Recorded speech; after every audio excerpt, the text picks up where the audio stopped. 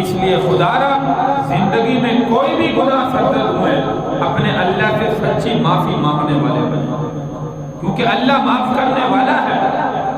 دنیا کے اندر اللہ سے معافی مانگ لے، اگر بغیر معافی کے چلے گئے تو یاد رکھیے کہ پھر خسارہ ہی خسارہ، نقصان ہی نقصان ہے۔ اس لیے التائب من الذنب کمن لا ذنب له، اللہ کلام مجید میں فرما رہے ہیں یا عبادی الذین اسرفوا علی انفسہم لا تقنطوا من رحمت اللہ۔ یہ نہ سوچیں ابھی بڑا وقت پڑا ہے، ابھی میری بڑی زندگی پڑی ہے، ابھی تو میں نے بڑے سال جو ہے وہ دنیا میں دیکھنے ہیں، ابھی تو میں نے فلاں معاملات چیزیں کرنے ہیں۔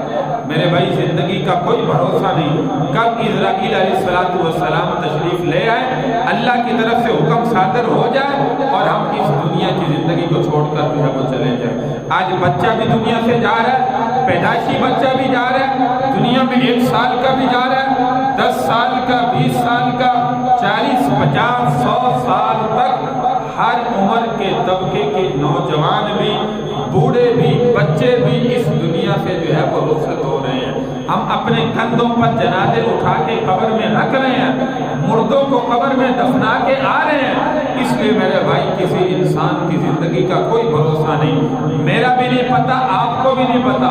اس لیے جو وقت ملا ہے اللہ کی طرف سے غنیمت سمجھے، موت سے پہلے زندگی کو غنیمت سمجھ کے اپنے اللہ سے معافی مانگنے والے، جو زندگی ملی ہے غنیمت سمجھ کے اپنے اللہ کے حکم پر زندگی گزارنے والے بنے۔ اللہ تبارک و تعالی ہمیں نیک اعمال کی توفیق عطا فرمائے اور دنیا میں اپنی ذات سے معافی مانگنے کی توفیق عطا فرمائے۔